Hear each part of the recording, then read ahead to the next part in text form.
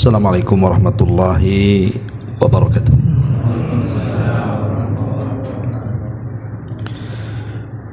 Alhamdulillah wassalatu wassalamu ala Rasulillah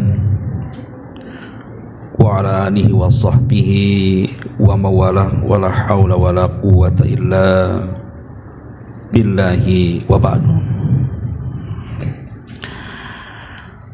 Alhamdulillah, di malam ini kita kembali duduk untuk mengkaji tafsir dari Al-Quranul Karim, dan kita masuk pada surat baru, surah Al-Mutaffifin.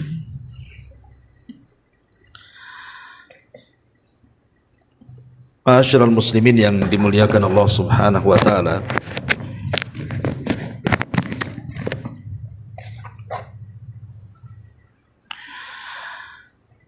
surah Al-Mutaffifin ini adalah surah yang berbicara soal kecurangan dalam muamalah. Karena arti mutaffif sendiri artinya mengurangi takaran ataupun timbangan dalam jual beli. Baik, kita baca ayatnya dulu baru kita jelaskan. A'udzubillahi minasyaitonirrajim. Bismillahirrahmanirrahim. Wailun lil mutaffifin alladzina idza iktalu 'alan nasi yastawfun wa idza kaluhum aw wazanuhum yukhsirun. Celakalah bagi orang-orang yang curang dalam menakar ataupun menimbang. Orang-orang yang apabila menerima takaran dari orang lain, maka mereka pun minta dipenuhi takarannya. Tapi sebaliknya, apabila mereka menakar ataupun menimbang untuk orang lain, maka mereka justru menguranginya. Ma'asyiral muslimin yang dimuliakan Allah Subhanahu wa taala, Al-Allamah Ibnul Arabi beliau mengatakan, al-mutaffifuna humul ladzina yunkisuna al-mikyala wal mizan. Jadi mutaffif itu artinya orang yang mengurangi takaran dan timbangan. Dan ini masuk pada pencurian dan juga masuk pada pengkhianatan. Karena dengan mengurang takaran berarti dia mengambil sesuatu, berarti dia mencuri. Dengan tidak amanah ketika meletakkan sesuatu berarti dia khianat. Berarti mutaffif ini jatuh kepada pencurian dan pengkhianatan. Di sini Allah Subhanahu wa taala memulai dengan kata-kata wailun. Apa itu wailun? Sebagian para ulama mengatakan bahwa makna wailun adalah wadin fi jahannam. Dia sebuah lembah yang ada di neraka jahannam. Lau suyyirat fihi jibalud dunya ladabat min syiddati harrihi. Kalau seandainya gunung-gunung di dunia ini ditenggelamkan ke dalam lembah jahannam itu, maka akan mencair karena saking panasnya lembah itu. Itulah wail. Sebagian ulama tafsir mengatakan bahwa wailun juga memiliki kedalaman, artinya lembah jahannam itu memiliki kedalaman yang tidak ada yang tahu kecuali Allah. Saking dalamnya, saking gelapnya, dan saking busuknya. Dan seluruh usatu keringat dan juga nanah penduduk neraka itu masuk ke dalam lembah tersebut. Itulah disebut Wail. Jadi Wail itu nama lembah dalam Jahannam. Atau makna lain Wail itu adalah doa kecelakaan dan kebinasaan. Doa kecelakaan, kebinasaan atau kehancuran dalam bahasa Arab juga disebut wailun. Kalau kita sudah tahu bahwa wail itu sesuatu yang menakutkan, baik berupa doa kehancuran ataupun berupa wadin fi jahannam, sebuah lembah dalam neraka jahannam, berarti dosa yang dimukaddimahi dengan kalimat wailun dipastikan dosa itu bukan dosa kecil, tapi dosa besar. Dan ini tanda mengenal mana dosa kecil, mana dosa besar. Salah satu mengenalnya adalah bahwa dosa itu dikatakan besar ketika diawali dengan wailun. Seperti di sini, wailun lil mutaffifin.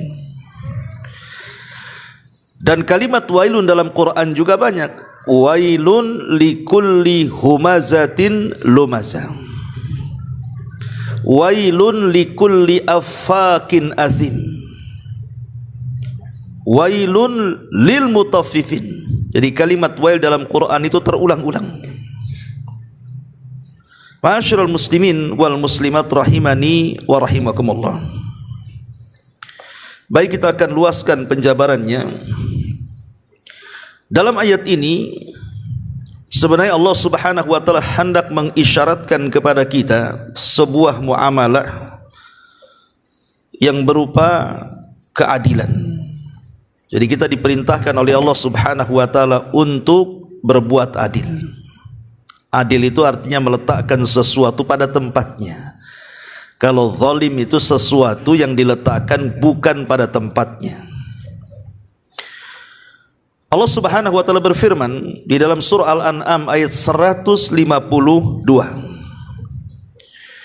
Wala taqrabu malal yatim illa billati hiya ahsan hatta yablugha ashuddah wa awful kaila wal mizana bil qisti la nukallifu nafsan illa wus'aha.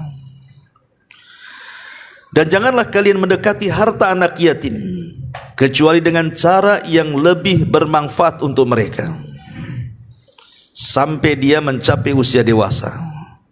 Kemudian Allah mengatakan di sini syahidnya, dan sempurnakanlah takaran dan timbangan kalian dengan cara adil. Jadi kalau kita menakar ataupun menimbang, adillah cara menakar dan menimbangnya. Jangan mengurang, apalagi kemudian mengurang cukup jauh dari timbangannya. Kemudian juga hal yang sama disebutkan dalam surah Isra ayat 35. Wa auful kaila idza akaltum wazinu bil qistasil mustaqim dzalika khairun wa ahsanu ta'wila. Dan sempurnakanlah takaran apabila kamu menakar, dan juga apabila kamu menimbang, maka timbanglah dengan timbangan yang benar, yang adil. Itu lebih utama bagimu dan lebih baik akibatnya, kata Allah. Kemudian Allah juga mengulang dalam surah Ar-Rahman ayat 7 sampai 9. Was-sama rafa'aha wa wada'al mizan alla tatgaw fil mizan wa aqimul wazna bil qisti wa la tukhsirul mizan. Dan Allah telah meninggikan langit dan dia meletakkan keadilannya, neraca keadilannya, supaya kamu jangan melampaui batas terhadap neraca itu. Dan tegakkanlah timbangan itu dengan adil, dan janganlah kamu mengurangi timbangan tersebut. Lah, ayat-ayat ini menunjukkan bahwa kita disuruh untuk jujur dalam menimbang.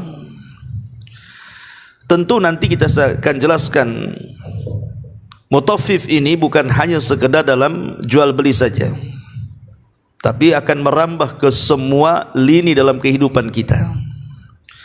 Baik muamalah suami istri, baik muamalah soal pekerja dengan bosnya dan begitu seterusnya, sampai kepada tingkat ibadah. mutaffif ini akan ada di situ. Makanya dosa tatfif ini bahaya sekali.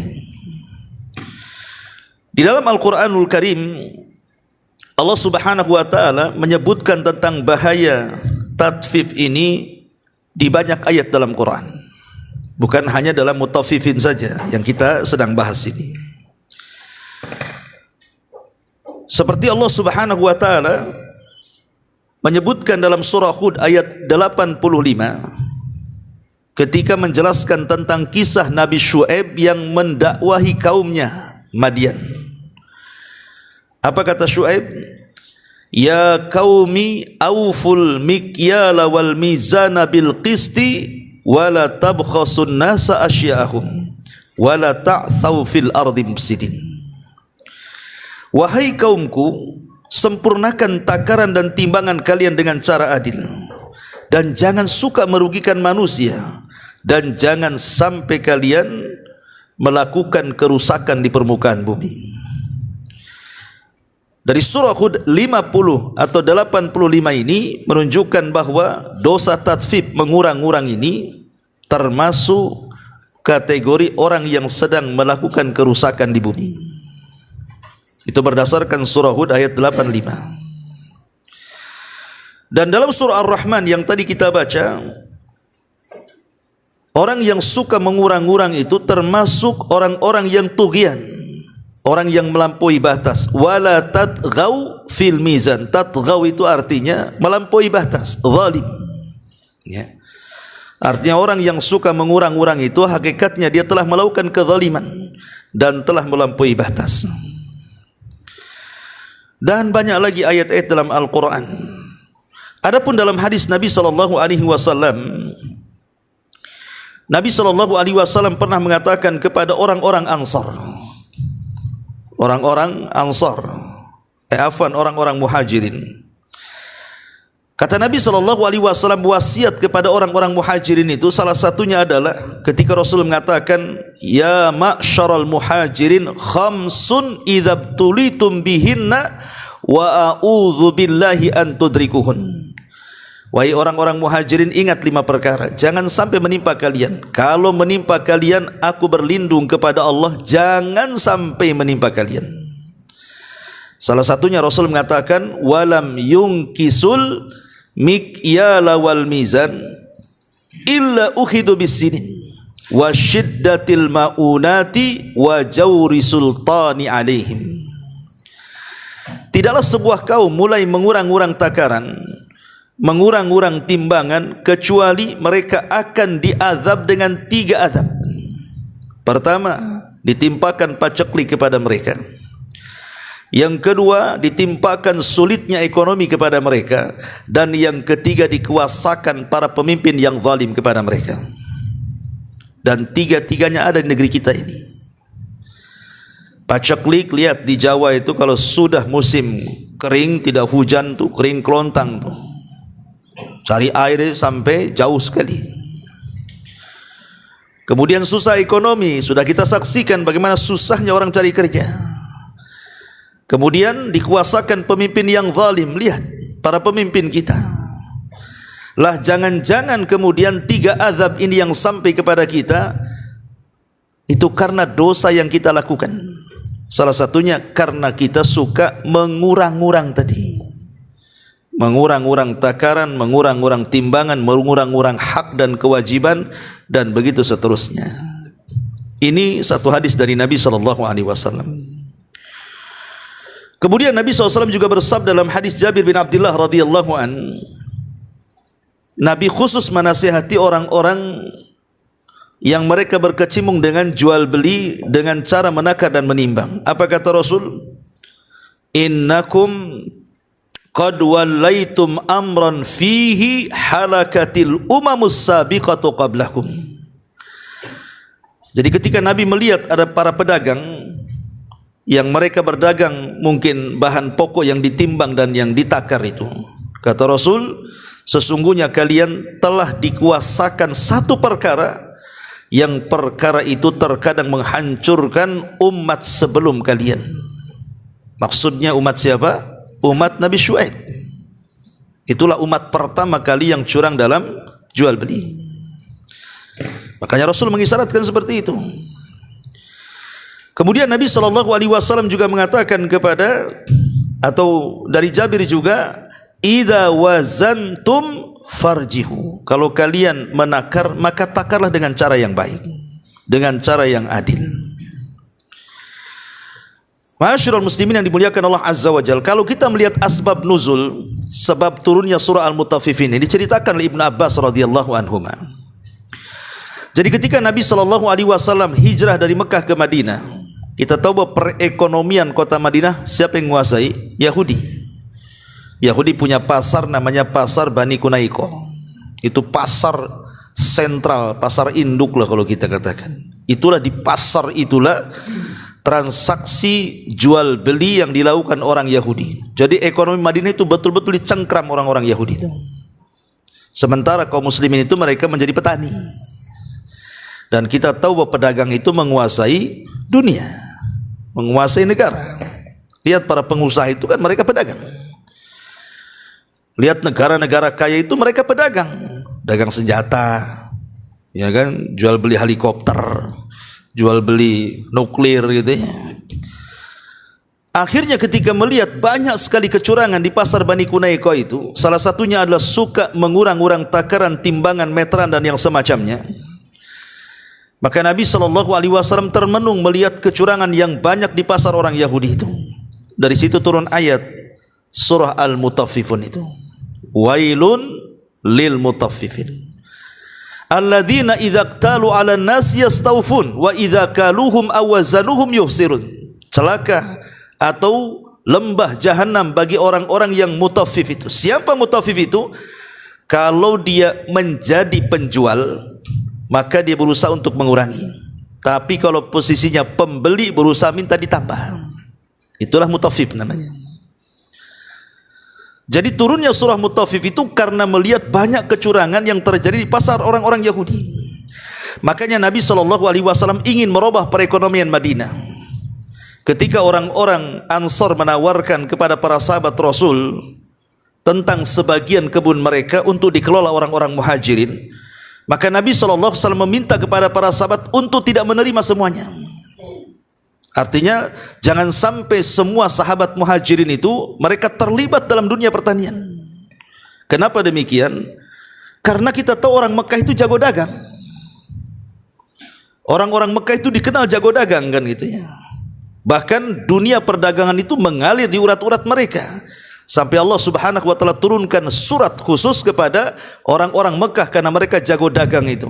Apa suratnya? Li ila fi Quraisyin ila fihim rihlatash syita'i was-saif. Ini surat ini menceritakan tentang kepiawaian dagangnya penduduk Mekah tuh. Mereka punya rihlah, perjalanan dagang ke Yaman dan ke Syam di musim dingin dan musim panas tuh. Rihlatash syita musim dingin, was-saif dan musim panas. Kalau musim dingin dia ke Yaman, kalau musim panas ke Syam, ke Palestina sana. Jadi Nabi SAW tidak menghendaki para sahabat terlibat dalam semua perkebunan yang dilakukan orang-orang Ansar, karena Rasul berpikir jauh ke depan.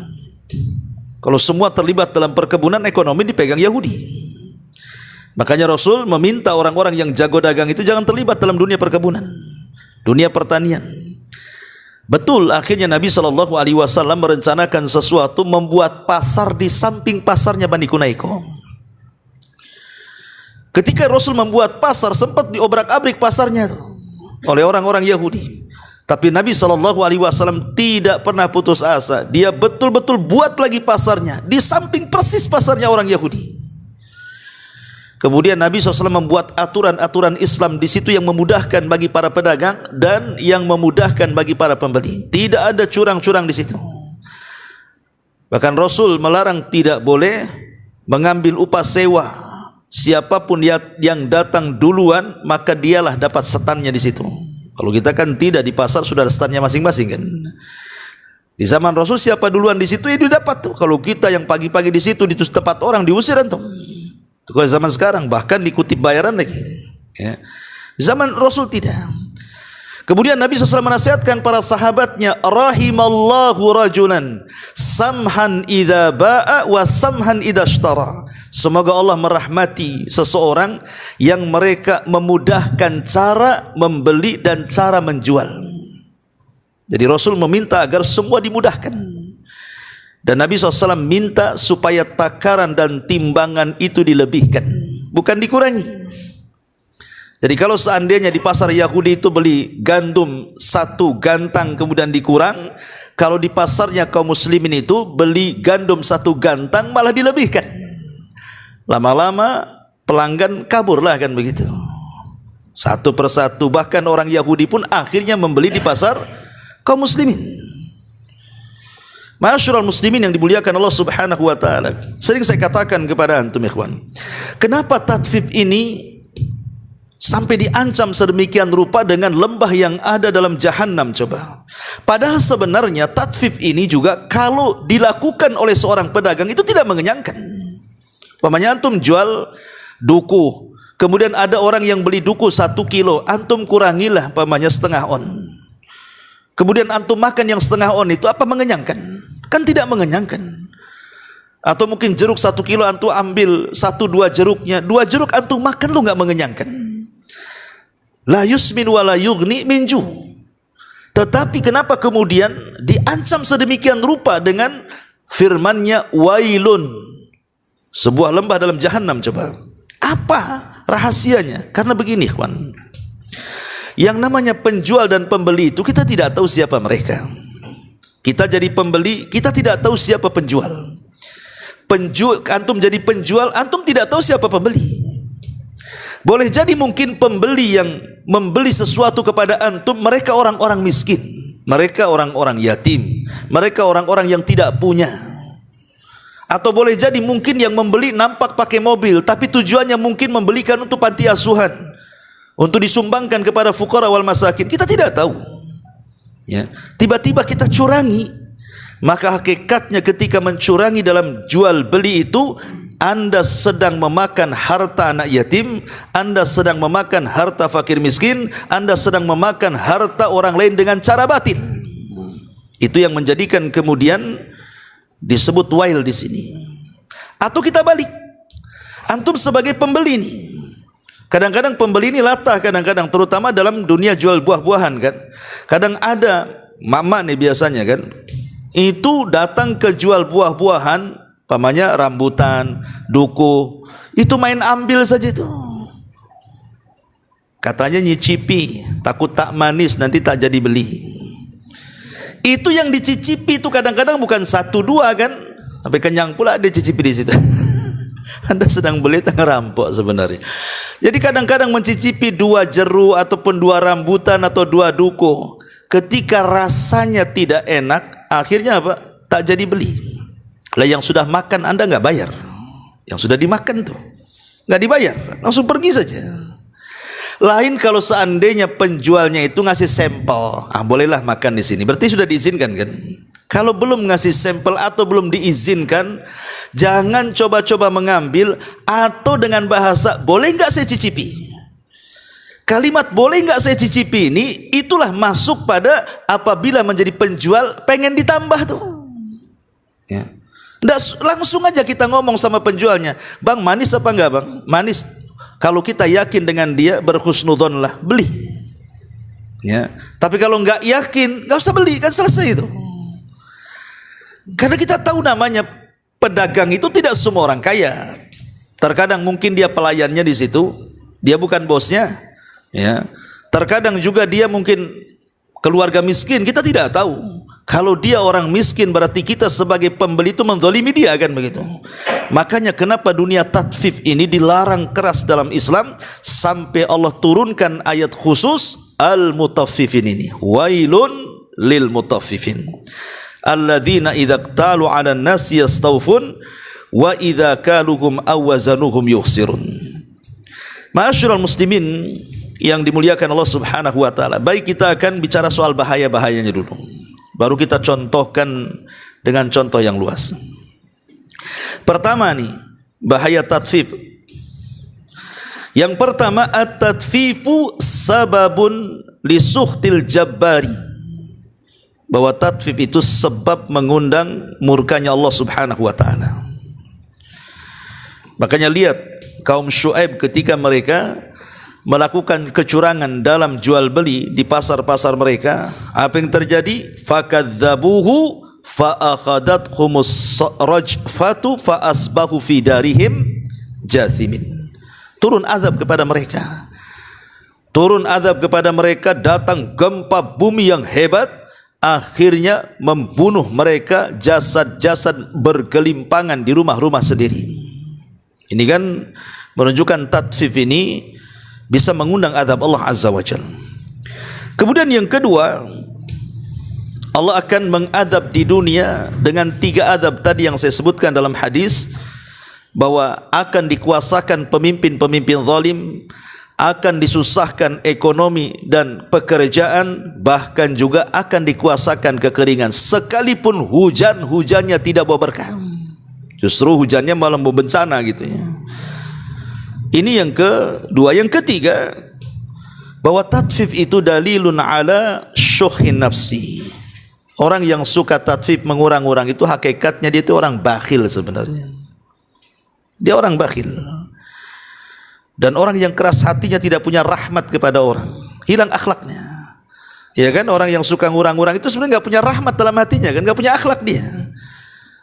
Itulah kebakhilan dia. Kemudian juga yang keempat, bahwa tatfif ini juga sebuah dosa dari dosa-dosa khianat yang sudah saya jelaskan di awal. Kemudian juga at-tatfif juga bagian daripada sariq wal ghasab. Dia masuk dalam dunia pencurian dan juga dunia ghasab.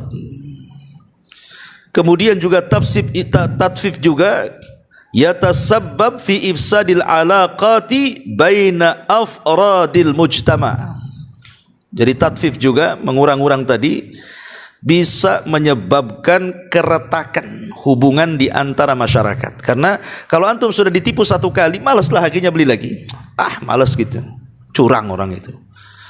Jangankan itu, ketika isu-isu pom bensin suka masukin angin, tidak masuk ke bensin saja udah ditengerin tuh. Jangan pom bensin itu. Saya beli sekian tidak penuh, di sini kok penuh. Itu tatfif kan. Ya. Jadi ini bisa meretakkan hubungan masyarakat. Ini di dunia ya. Adapun di akhirat diancam dengan wailun, dengan sebuah lembah dalam jahannam. Bahkan Abdullah bin Mas'ud radhiyallahu an pernah mengatakan begini, al-qatlu fi sabilillah yukaffiru dzunub. Bahwa seseorang yang terbunuh di jalan Allah Subhanahu wa taala itu, maksudnya mati syahid, maka semata-mata ruhnya dicabut, maka dosanya dihapuskan, illa kecuali al-amanah, kalau dia tidak amanah. Kemudian Abdullah bin Mas'ud mengatakan, yu'ta bil abdi yaumal qiyamah, akan didatangkan seorang hamba pada hari kiamat, padahal dia terbunuh di jalan Allah, mati syahid maksudnya. Fayuqalu lahu addi amanataka, maka dikatakan kepada dia, mana amanah? Kemudian dia mengatakan, ya Rabb, bagaimana aku akan melaksanakan amanah sementara dunia sudah hilang, aku sudah meninggal. Ya. Qala, maka kemudian dikatakan, intaliqu bihi ilal hawiyah, kalau begitu bertolaklah kau ke neraka hawiyah. Fayantaliqu bihi ilal hawiyah, maka orang ini pun kemudian mengarah ke neraka hawiyah. Wa tamatsala lahu amanatuhu kahayatiha yawma dafa'at ilaihi fayaraha fayarifuha fayahwi fi athariha hatta yudrikaha, ila akhir perkataannya Abdullah bin Mas'ud. Kata beliau, maka tiba-tiba amanah itu dibentuk seolah-olah itu dirinya saat di dunia. Saat dia tidak amanah, mencurangi fulan, alan dan begitu seterusnya, dibentuk seolah-olah dia ada di neraka itu dan melakukan seperti itu. Lihat bagaimana bahwa dosa tatfif ini juga akan mengakibatkan siksa di neraka. Dan juga tatfif ini juga memakan harta orang lain dengan cara batil. Bahkan pelakunya tidak dianggap amanah, dan dia akan merasakan kerugian dan kehancuran di dunia dan juga di akhirat, bahkan orang tidak akan percaya lagi dengan dia. Dan banyak lagi ya bahaya-bahaya tatfif ini. Belum lagi di situ ada dustanya, belum lagi di situ ada penipuannya. Karena begini ikhwan, Umar bin Khattab radhiyallahu an, di zaman dia disebutkan di dalam kitab-kitab fikih apabila membahas jual beli itu. Jadi kebiasaan Umar bin Khattab itu setiap hari terkadang masuk ke dalam pasar untuk mengecek apa? Timbangan-timbangan. Dicek sama Umar tuh. Dan dia bawa tongkat kemana-mana. Jadi kalau ada orang yang menimbang dengan timbangan yang tidak semestinya digunakan untuk menimbang itu, langsung diusir dari pasar tuh. Pokoknya nampak saja ada yang curang dalam jual beli, langsung diusir oleh Umar. Tidak boleh jualan di pasar sebagian. Nah, itu kan mantap itu. Ya, jadi kalau pemimpin seperti itu kan mantap tuh. Datang ke pasar-pasar, siapa yang curang-curang itu nggak boleh dagang lagi. Nanti kan kapok dia. Bahkan di zaman Nabi SAW sendiri ada penjual gandum. Di zaman Rasul ada penjual gandum. Tiba-tiba hujan turun, otomatis kan basah tuh gandum di atas itu. Karena basah gandumnya, akhirnya dicarikan gandum yang kering, kemudian ditutup di atasnya. Jadi di tengahnya basah, di atasnya kering. Kenapa ditutup dengan yang kering? Sebab kalau ditimbang yang kering campur dengan yang basah itu otomatis akan memberatkan timbangan. Ya kan? Curangnya di situ. Maka Nabi SAW ketika itu memasukkan tangannya ke dalam gandum itu. Karena zaman dulu itu kalau jual beras juga kan kita nggak ada yang karungan, apalagi plastikan zaman sekarang kan. Orang zaman dulu kalau jual beras kan ditaruh itu berasnya. Ya kan? Ditaruh di tempat-tempat. Ya kadang-kadang kita bisa merabanya kan. Kalau sekarang ya semua pakai plastik ya kan, semua pakai karung sehingga nggak tahu itu beras ke kerikil, kita nggak tahu juga. Kadang-kadang beras plastik pula kan, kita kena tipu Cina pula. Kita nggak tahu pada zaman dulu seperti itu, pada zaman Rasul. Jadi Nabi SAW itu memasukkan tangannya, rupanya di tengah-tengah gandum yang menumpuk itu kok basah. Jadi Rasul bertanya kepada penjual ini, kok bisa atas kering bawah basah? Maka sang penjual mengatakan, ya Rasul, asabathu balalun. Oh tadi baru saja hujan mengenai gandum ini. Ya Nabi SAW heran, hujan itu bukan dari bawah, dari atas. Artinya kalau basahnya di bawah itu hujannya dari bawah kan gitu. Kalau hujannya dari atas harusnya yang basah yang atas kan itu. Maka Rasul mengatakan kepada orang ini, kamu jangan menipu. Sebaiknya yang basah itu kau keringkan dulu baru kau jual. Kemudian Rasul mengatakan di ujung riwayat itu, man ghasyana falaysa minna. Siapapun yang menipu kami, dia bukan umatku, kata Rasul. Jadi orang-orang yang tatfif, mengurang-urang takaran itu sudah ada sejak zaman Nabi kan. Dan modusnya kurang lebih kadang-kadang seperti itu. Dengan cara apa? Mencampur gandum yang jelek, yang basah dengan yang bagus. Kalau sekarang yang mencampur jeruk yang manis dengan yang tidak manis, duku yang manis dengan yang tidak manis, rambutan Aceh dengan rambutan Flores atau apa gitu ya. Pokoknya dicampur-campur lah kan gitu. Ya. Tapi bilangnya ini rambutan bagus. Ya. Lah yang seperti ini pernah terjadi di zaman Nabi. Lah para ulama mengatakan kenapa sering terjadi tatfif di masyarakat itu, terutama dalam dunia perniagaan jual beli ini. Tentu kan ada sebabnya kan. Apa sebabnya? Yang pertama, dha'ful iman, karena lemahnya iman kepada Allah Azza wa Jalla, sehingga dia tidak merasa diawasi Allah. Kalau dia merasa diawasi Allah, tidak mungkin dia melakukan seperti itu. Yang kedua, jahilnya seorang muslim terhadap haramnya tatfif ini. Kebanyakan para pedagang orang awam itu tidak peduli dengan hukum halal haram kan. Dianggapnya biasa saja seperti itu. Toh juga untungnya tak banyak katanya. Kemudian yang ketiga, tidak ada keikhlasan dalam bekerja. Kemudian yang keempat, semangat untuk mengumpulkan harta sebanyak-banyaknya tanpa peduli halal haramnya. Dan ini persis seperti yang disabdakan Rasul 14 abad yang silam, sayati alaikum zaman, kata Rasul, akan datang zamannya kepada kalian, la yubalil mar'u bima akhadal mal, kata Rasul, di mana seseorang itu tidak peduli lagi bagaimana cara dia mengambil harta, apakah dengan cara halal atau dengan cara haram. Karena ingin mendapatkan harta banyak, dipikirnya dengan untung banyak itulah dia bisa kaya. Makanya dia curang di situ. Dan ini pernah terjadi di zaman Umar kan. Ketika Umar malam-malam kemudian menginfeksi terus keliling kepada kaumnya. Rupanya di zaman Umar itu kan setiap orang-orang yang di luar daerah yang datang ke ibu kota mencari ma'isyah itu samalah kalau kita ini orang-orang daerah datang ke Jakarta gitu ya untuk mencari pekerjaan. Oleh Umar bin Khattab itu disediakan tempat. Itu baiknya Umar itu. Jadi orang yang tidak punya rumah yang hendak mengadu nasib di ibu kota itu disediakan tenda-tenda banyak sekali dari mana-mana. Jadi mereka tinggal di situ. Tetapi dapat jatah lampu. Jadi jam sekian dan jam sekian harus dipadamkan tuh dari pemerintah masalahnya. Sehingga Umar itu untuk kemudian malam-malam belusuan mencari tahu tentang rakyatnya, rupanya semua tenda padam, ada pula satu tenda masih menyala. Heran, kenapa tenda itu masih menyala?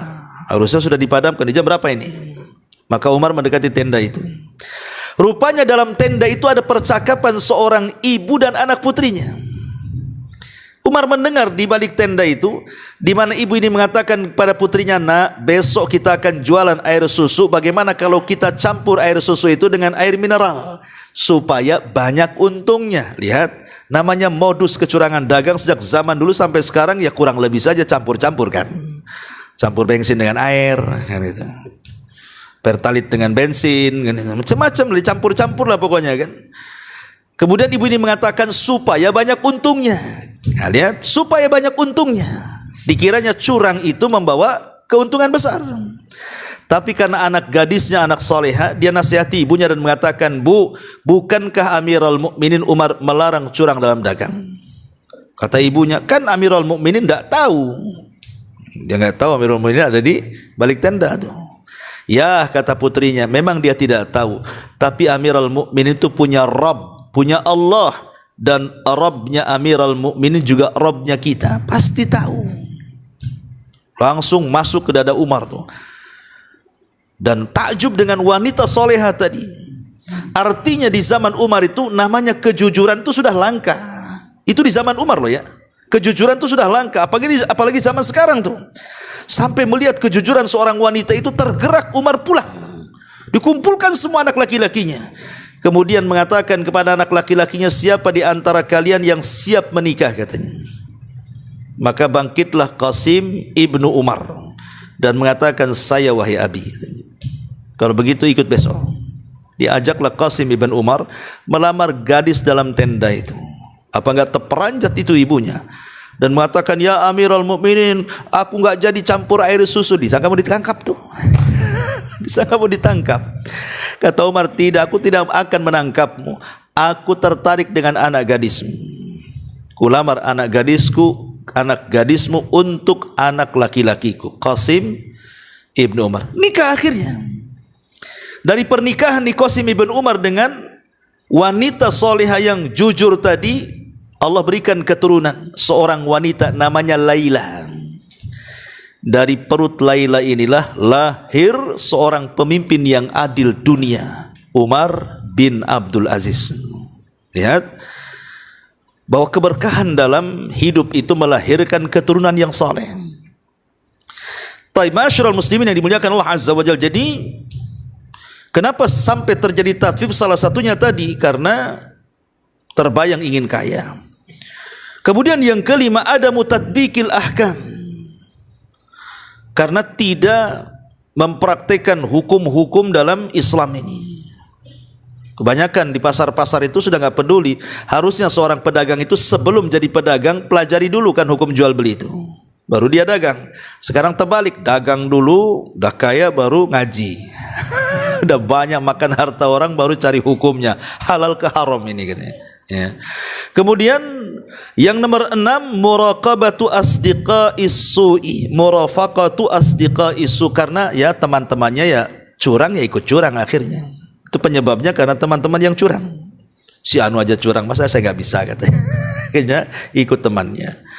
Kemudian juga yang nomor 7, tarbiyatu ghaira as-salimah. Tarbiyah yang tidak baik kepada keturunan kita. Ketika bapaknya seorang pedagang curang, malah diajarkan pula kecurangannya kepada anak-anaknya. Akhirnya ya keluarga curang lah. Dan yang lebih parah lagi, adamur ridha birizkillah wa adamul qanaah, karena belum merasa ridha dengan rizki Allah dan belum menerima pemberian Allah. Sebenarnya ikhwan, kalau kita ini mau ridha dengan pemberian Allah, daganglah dengan cara jujur. Ya. Toh juga mau curang bagaimanapun, rizki kita sudah dicatat loh di Lauhil Mahfud. Kalau memang dapatnya sekian, Anda mau curang pun tetap dapat sekian. Apa yang mau dicurangkan sebenarnya? Anda maling, Anda mau jual beli dengan cara halal, toh di Lauhil Mahfud lah sudah dicatat. Bahkan ketika kita dalam janin perut ibu kita saja, malaikat sudah dicatat rizki kamu sekian. Udah ada jatahnya. Lah kalau semua rizki sudah dijatah, lalu buat apa kemudian curang? Seperti yang terjadi kepada seorang pengemis yang datang kepada Amirul Mukminin Ali radhiyallahu an. Kemudian Ali menjanjikan akan memberikan uang 400 dirham. Tunggu ya, saya punya uang 400 dirham, saya akan ambil. Akhirnya Ali masuk ke rumah, dicari-cari, lupa dia letak atau di mana 400 dirham itu. Akhirnya sang pengemis ini merasa jangan-jangan Ali ini hanya ngomong aja nih. Jengkel dia, pergi, sebelum pergi dicuri pula pelana kudanya Ali itu. Setelah jauh mencuri pelana kuda, rupanya yang 400 dirham itu ketemu. Kemudian dia keluar, rupanya sang pengemis sudah enggak ada. Yang ada pembantunya melapor kepada Ali dan mengatakan, wahai Amirul Mukminin, wahai Tuan, pelana kuda kita dicuri orang, katanya. Kata Ali radhiyallahu anhu, ya sudah, saya punya uang 400 dirham. Tadinya saya akan kasih pengemis, cuman dia pergi masalahnya. Nih ambil 400, kau cari pelana baru di pasar, katanya.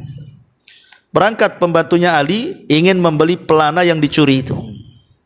Rupanya sampai di pasar ada orang jual pelana.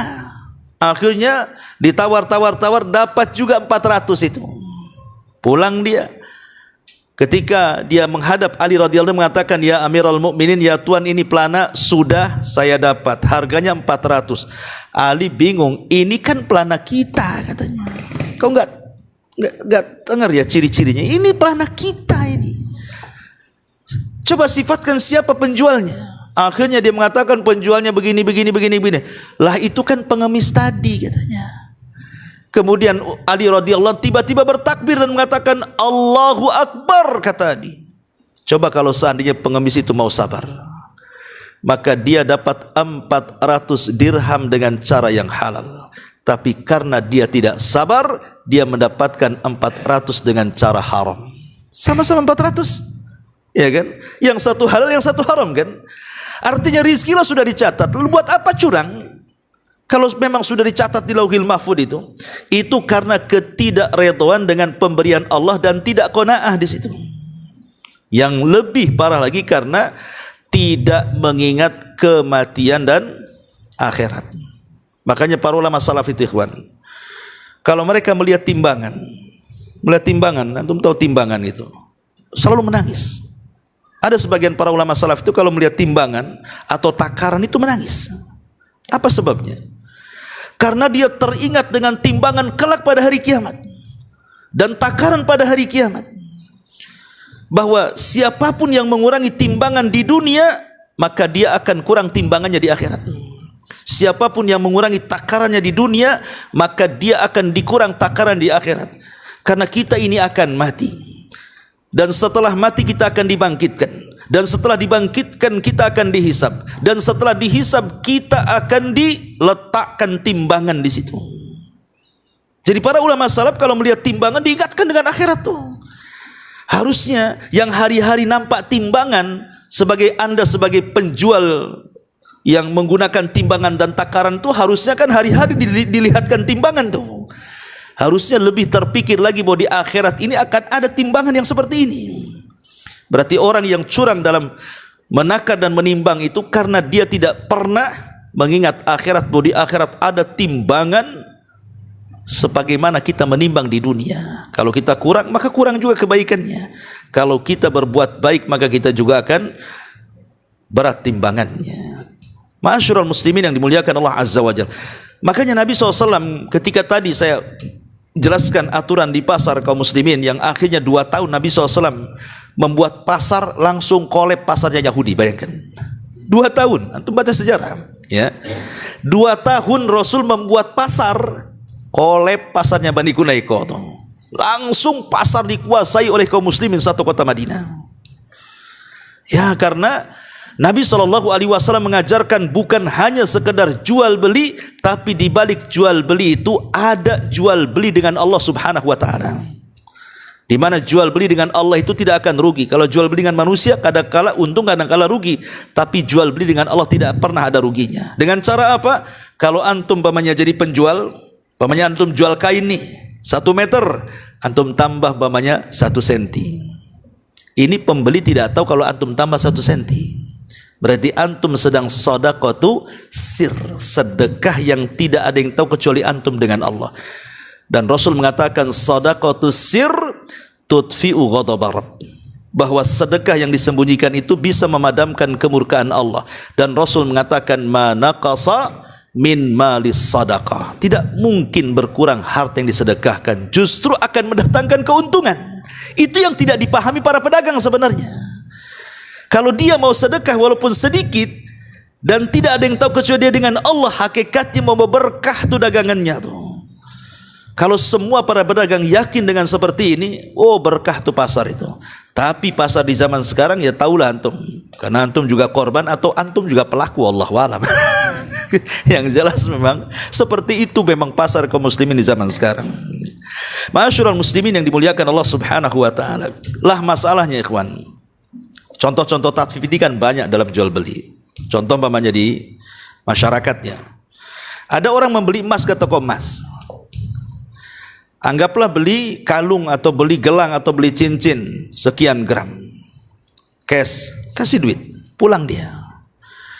Qadarullah kemudian sampai di rumah, tiba-tiba ada musibah yang membutuhkan uang.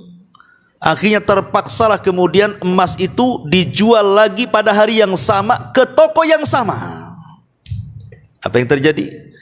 Kata penjaga toko, oh beda harga jual dengan harga beli. Kurang ajar nggak tahu? Itulah tatfif namanya. Oh hari itu juga dia beli emas, hari itu juga dijual ke toko emas yang sama. Apa kata penjualnya? Harga jual dengan harga beli beda. Ya kalau bedanya hanya sedikit saja, ini bedanya kadang-kadang langit bumi, kawan. Ini tatfif namanya. Ini banyak terjadi seperti ini. Ya kan, banyak kan terjadi seperti ini. Ya juga bukan jual beli emas saja, umpamanya antum dealer motor, baru beli motor cash, tiba-tiba dijual ke antum lagi harganya lebih murah. Apakah tatfif itu? Kecuali kalau udah pakai lama kan gitu ya. Ini contoh dalam jual beli. Ya. Kalau yang curang-curang itu antum sudah di YouTube lah nampak kan itu ya. Itu yang mengurang takaran, mengurang timbangan, mengurang meteran, curang-curang itu sudah ma'ruf di masyarakat kan. Bahkan saya masih kecil-kecil itu saya lihat di pasar-pasar itu banyak diganjal tuh sama kardus tuh biasanya timbangannya itu. Nah, sekarang ini terkadang timbangan bukan timbangan kayak orang dulu, tapi sekarang sudah timbangannya sudah elektrik kan. Taruh keluar angkanya. Saya pernah lihat beli buah itu, ini masih jalan tuh angka nih, belum pas gitu ya, udah diambil pas 1 kilo bang katanya. Kita diam aja kan itu. Ini kan terjadi seperti ini, ya. Atau kadang-kadang dia kurang nih, mungkin kurang berapa gitu kan. Itu kadang-kadang main digenapkan aja harganya tuh. Kalau yang digenapkan timbangannya mantep, ini enggak, harganya yang digenapkan sementara barangnya itu tidak genap. Ini tatfif namanya. Jadi banyak di masyarakat yang seperti itu dalam jual beli. Dan ikhwatu fillah muliakan Allah Azza wa Jalla, tatfif ini sekali lagi bukan hanya mencakup jual beli saja, tapi juga mencakup ke masalah ibadah dan muamalah. Contoh masalah ibadah. Ya. Terkadang kalau kita ini membeli sesuatu untuk kebutuhan kita nih, terkadang kita tidak terpikir kan, berapapun kalau antum memerlukan sesuatu, butuh dengan sesuatu, barang sesuatu, pasti main beli. Ada orang-orang yang seperti itu. Pokoknya kalau sudah punya keinginan ingin beli ini, main beli. Nggak peduli mau uang berapa saja. Itu karena kepentingan pribadi. Tapi coba kalau kepentingan Allah Subhanahu wa taala, bersedekah umpamanya. Terkadang kita mikir ketika bersedekah itu kan.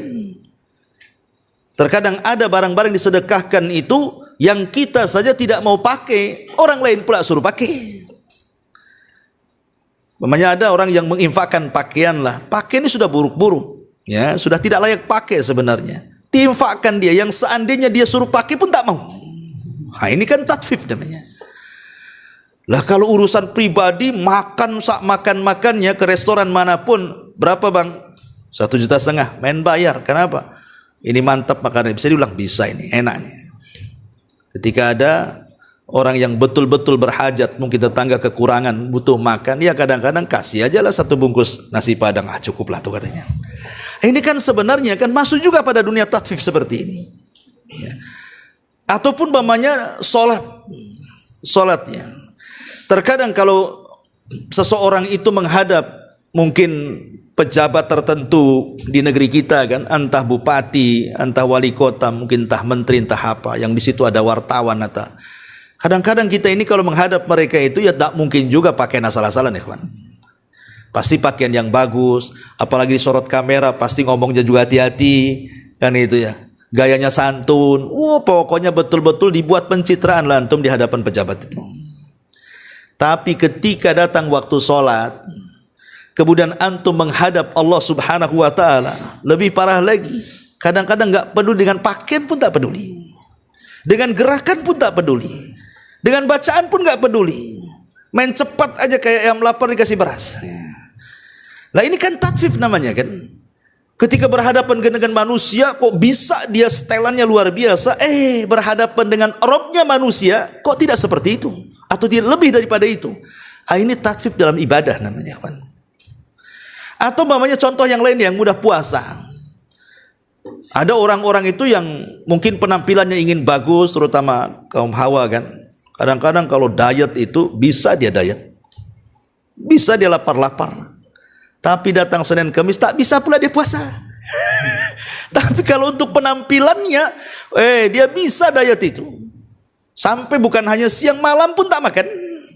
Ya, supaya kurus itu, giliran sudah puasa tak mau. Nah ini kan aneh, ini tatfif juga dalam ibadah namanya.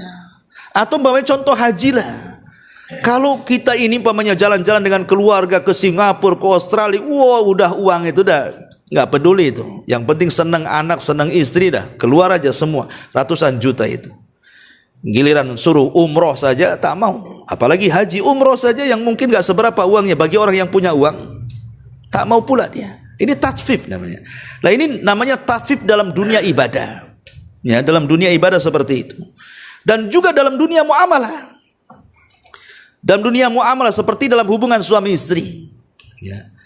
Ketika kemudian istri banyak menuntut kepada suaminya, nuntut nafkah seperti itu kan, tiap bulannya harus ada yang dimakan, ada yang diminum dan yang lainnya. Giliran suaminya meminta hak kepada istrinya, contoh mempunyai hubungan badan dan yang lain sebagainya, ditolaknya. Ini tatfif namanya. Pandai menuntut hak tapi tidak pandai menunaikan hak namanya. Ini masuk juga tatfif kategorinya. Atau umpamanya kita punya anak perempuan. Umpamanya kita punya anak perempuan, dilamar orang. Syaratnya banyak. Kalau kau melamar anakku, sini dulu 100 juta. Ini untuk maharnya, ini untuk walimahnya, ini untuk sambutannya, macam-macam. Giliran dia punya anak laki-laki, dikawin melamar wanita orang lain, ketika mahal marah-marah dia. Kan ada orang kayak gitu kan. Nggak jadi, nggak usah, kau kawin dengan dia katanya. Mahal kali kan itu. Giliran anaknya digitukan juga kan gitu. Itu tatfif namanya. Jadi dalam dunia muamalah pun masuk ke semua lini itu tatfif itu. Ini bahaya. Dan tatfif yang paling besar tentunya adalah dalam masalah akidah. Kesyirikan kepada Allah Subhanahu wa taala, mengurangi hak-hak Allah dengan cara apa? Menyekutukan kepada selain Allah Subhanahu wa taala. Kemudian juga bid'ah, mengurangi hak-hak nabinya. Itu juga tatfif juga maksud di sini. Ya. Jadi tatfif ini kemana-mana ikhwan. Seperti mamanya antum punya pembantu. Pembantu itu sudah betul-betul bekerja, tapi giliran dibayar, antum tidak sempurna pembayarannya. Atau sebaliknya, Saya ini pernah punya pengalaman dengan tukang-tukang bangunan. Hati-hati tukang-tukang bangunan nih, ya. Itu kalau waktu gajian tukang bangunan itu, umpamanya nih, oke lah 1 hari 150, kemudian kali mingguan atau mungkin 2 mingguan. Lupa waktu itu saya, kurang berapa waktu itu ya, kurang 100, pokoknya nggak sampai 200. Dihitung sama dia. Kemudian di WA, Ustadz, saya kan berapa hari saya kerja ini? Ini kurang Ustadz katanya. Terpaksa, kurang berapa? Ya, kurang sekitar 100 lebih lah. Saya transfer 100 lebih. Ya. Tapi ketika 1 hari ketahuan rupanya kalau tidak diawasi, duduk-duduk dia. Coba bayangkan, ketika kurang gajinya nuntut dia. Ini kurang nih 10 ribu aja, ini kurang tuh. Tapi kita tidak pernah menuntut 1 jam dia duduk. Ketika hujan tidak kerja, nggak dihitung sama dia. Subhanallah, itu tatfif namanya. Ini saya pengalaman juga kan, atau di PT, pokoknya tatfif ini kemana-mana. Makanya kenapa kemudian dahsyatnya satu dosa tatfif ini luar biasa, sampai Allah ancam dengan kalimat wailun lil mutaffifin alladzina idza talu 'alan nas yastawfun wa idza kaluhum aw wazanuhum yuhsyirun. Ya, ini diantara tatfif. Lalu bagaimana cara mengobatinya? Bagaimana caranya supaya kita ini tidak terjerumus kepada at-tatfif? Ya tadi kebalikan daripada sebab tatfif. Kita harus bersyukur dengan rizki Allah. Qanaah, redha dengan rizki dan pemberian Allah. Karena securang apapun tetap saja dapat segitu. Buat apa curang kalau toh membawa dosa? Sudah jujur saja. Biasakan ikhlas, ya, saat beramal itu. Bahwa saya bekerja itu karena Allah. Saya mencari penghasilan untuk saya bawa ke rumah makan anak istri saya. Tak mungkin saya bawa harta haram sehingga saya kasih makan anak istri saya. Sementara Rasul mengatakan, kullu lahmin nabatat min haram fannaru aulabi. Setiap daging yang tumbuh dari benda yang haram itu, maka neraka tempatnya. Kemudian juga harus sabar. Ya, sabar. Boleh jadi Allah Subhanahu wa taala ketika memberikan ujian kepada kita dengan sulitnya ekonomi itu demi kebaikan kita. Wa asa an takrahu syai'an wa huwa khairul lakum. Bahwa apa yang kita anggap mungkin tidak baik, rupanya baik pula di sisi Allah. Dengan sabar itu rupanya Allah sedang membuat skenario yang kita tidak tahu. Ya, betapa banyak orang-orang yang dipecat dari PT yang ketika dipecat itu rasanya kiamat, setelah keluar dari PT rupanya wirausaha kaya pula dia. Siapa yang tahu? Allah kan yang membuat semuanya, ya. Dan tentunya juga harus senantiasa muraqabah. Muraqabah itu artinya merasa diawasi oleh Allah Subhanahu wa taala, dan yang penting adalah ingat, bos, dosa tatfif ini dosa berkaitan dengan manusia loh ya. Ini bukan dengan Allah. Lain kalau antum meninggalkan sholat, itu dosa antum dengan Allah. Allah bisa saja mengampuni, Allah bisa mengadab selama tidak sampai kepada batas syirik, ya. Ya. Tapi dosa manusia ini beda. Walaupun antum sudah jungkir balik tobat pun Allah tidak akan menerima tobatnya. Sampai apa? Ada keredoan orang yang kita zalimi. Coba kalau antum penjual, pembeli ini kita tidak tahu rumahnya di mana loh. Kita kurangi. Kalau kita masih tahu rumahnya kan masih enak ya kan? Setelah kemudian dia sadar, dia tobat, ingin mengembalikan haknya, tahu tuh rumahnya si Anu di sana. Datang kasih kan uangnya. Maaf nih kemarin saya curang, ini saya balikin. Sekarang ini yang jual, yang beli ini dari mana-mana, entah orang mana yang datang. Kita tidak tahu yang mana satu kan. Tiba-tiba kita curangi satu-satu, coba bayangkan. Cemana cara tobatnya antum? Nyari orang-orang itu. Sementara dulu ada satu kisah dari Ibrahim ibn Adham rahimahullah ta'ala, seorang abid zahid itu. Dia membeli 1 gantang kurma di Mekah. Tiba-tiba kemudian di balik gantang itu ada 1-2 butir kurma. Disangka Ibrahim ibn Adham itu kurma yang jatuh dari gantang, diambil dimakan.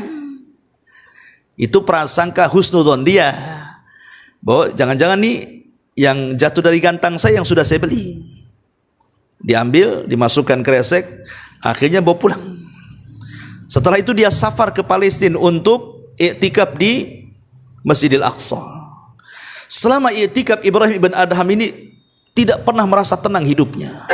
Entah kenapa, tidak pernah khusyuk salatnya, tidak pernah khusyuk zikirnya, baca Qur'annya, aneh. Pokoknya ada yang kepikiran. seolah-olah ada dosa yang menghijapi dia. Jadi dia pikir, apalah dosa saya ini kok sampai mempengaruhi ibadah gitu. Rupanya dia teringat dengan 2 butir kurma. Ketika 2 butir kurma diingat, langsung dia dari Palestina berangkat ke Mekah mencari penjualnya itu. Hanya gara-gara 2 butir itu. Kemudian setelah datang ke pedagangnya, lain pula yang menjual. Dulu orang tua, sekarang anak muda. Kemudian Ibrahim bertanya kepada anak muda ini, mana bapak yang jualan kurma dulu? Kata anak muda ini, sudah tidak ada, sudah meninggal katanya. Menangislah Ibrahim bin Adham. Gimana caranya mengembalikan 2 butir kurma itu?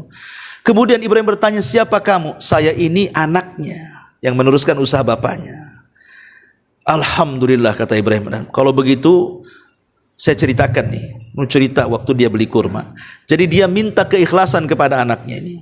Hanya 2 butir kurma itu. Kata anaknya, wahai fulan, anak dari orang tua saya bukan saya saja. Saya sih bisa saja mengikhlaskan, tapi anaknya banyak di mana-mana. Ada di sana, di sana, di sana, di sana. Tapi karena punya keinginan bertobat, Ibrahim bin Adham dicari semua anaknya, ikhwan. Daripada dia susah nanti di akhirat dituntut oleh orang-orang yang pernah diambil haknya, lebih baik dia lelah di dunia untuk mencari dan mengembalikan haknya. Itulah Ibrahim bin Adham. Jadi di sini bahwa cara tobatnya, ingat bahwa kita nanti akan bangkrut pada hari kiamat. Takutnya kalau kita mengambil hak orang lain dengan cara tatfif itu, kita termasuk orang-orang yang masuk dalam sabda Rasul, atadruna mal muflisu hadhil ummah. Tahukah kamu siapa orang bangkrut dari umat ini? Rupanya orang yang membawa pahala banyak di hadapan Allah, di sisi lain juga membawa dosa yang banyak. Maksudnya dosa dengan manusia, mengambil hak orang lain, dan begitu seterusnya. Ya, intinya merasa diawasi. Ingat jangan sampai kita ini bangkrut. Kemudian berdoalah kepada Allah Subhanahu wa taala dengan doa yang dianjurkan Nabi SAW, Allahumma kfina bihalalika an haramik. Ya Allah, cukupkan yang halal saja, jauhi yang haram dari kita, dan yakinlah bahwa rizki Allah itu tidak akan kemana. Wallahu a'lam bishawab. Ini diantara muqaddimah surah Al-Mutaffifin. Kita sampai ke 3 ayat aja. Insyaallah kita minggu depan kita lanjutkan. Baik, sampai di sini. Kalau ada yang bertanya silakan. Apakah termasuk tatbik kalau mengambil keuntungan yang tinggi, kemudian apa ada batasan dalam hal mengambil keuntungan? Iya, dalam jual beli mengambil keuntungan tinggi menjadi khilaf para ulama. Ada yang mengatakan melarang, tidak boleh. Tetapi mengambil keuntungan itulah sewajarnya, karena ini ya melampau, bisa mendolimi orang. Tapi sebenarnya para ulama tidak ada masalah selama barangnya laku, karena dalam jual beli itu beda dengan riba. Ahallallahul bai'a wa harrama riba. Allah haramkan riba, tapi Allah halalkan jual beli, termasuk mengambil keuntungan yang besar, ya. Tapi masalahnya siapa yang mau beli kalau untungnya besar? Pemanya harga motor jelek gitu kan, yang harganya 5 juta antum jual 10 juta, ini siapa yang mau beli kan? Kecuali antum tipu di situ.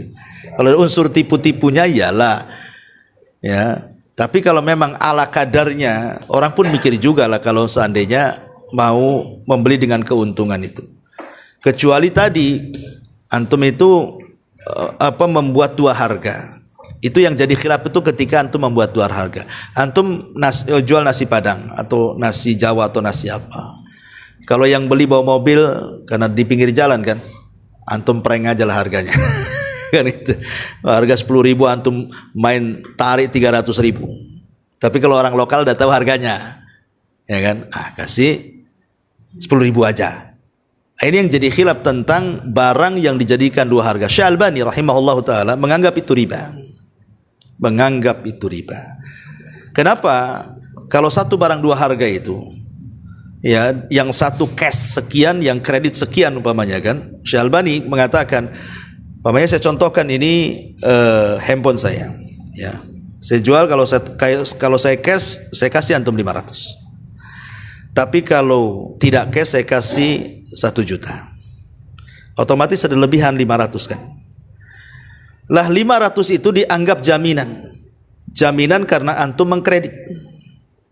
Sementara dalam kaidah walaupun hadisnya dhaif tetapi menjadi ijma kesepakatan para ulama, kullu qardin jarran naf'an fahuwa riba. Setiap barang jaminan kalau diambil manfaatnya maka itu bagian daripada riba.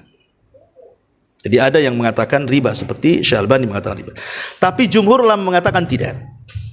Mayoritas para ulama mengatakan tidak.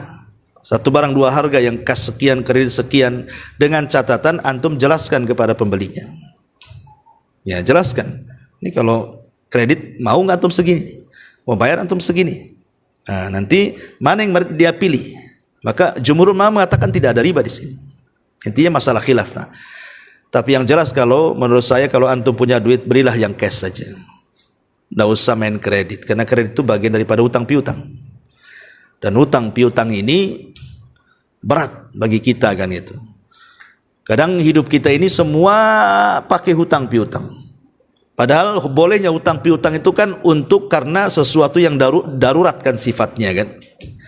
Tapi enggak, sekarang ini bukan sifat darurat, yang sifatnya mukamilat, yang hanya menyempurnakan hidup saja. Kadang-kadang semua hutang. Sebenarnya enggak perlu juga, tetap aja dibeli dan dihutang. Dengan cara kredit kan. Mulai dari rumah kredit, motor kredit, spring bed kredit, kompor gas kredit, kulkas kredit. Intinya tuh sebenarnya antum hidup di dalam kredit tuh sebenarnya. Antum aja nggak dikreditkan. Ya. Nah ini kan masalah. Ini kan kalau orang sudah masuk dalam dunia hutang piutang ini, memang sulit keluar dari situ. Coba lihat. Saya kemarin, tadi saya lihat berita. Ada orang yang ngerukyah di mana itu? Di jembatan. Apa yang mau dirukyah? Karena banyak orang yang terlilit pinjol, judi online. Akhirnya kemudian banyak utang, banyak bunuh diri. Kasusnya itu judi online katanya. Jembatan ini rukyah bukan orangnya. Kan itu. Ya, kadang-kadang rukyahnya pun ya aneh juga kan itu ya. Ya rukyah tempat itu ada, sebagian lama membolehkan, tapi kan ada kefiahnya, ada caranya.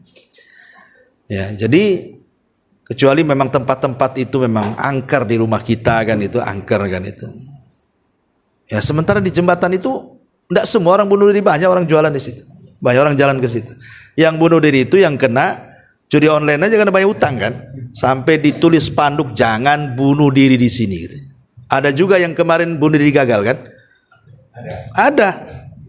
Bunuh diri dia, nyemplung. Rupanya pandai berenang pula dia. Coba akhirnya ditangkap oleh yang nolong itu.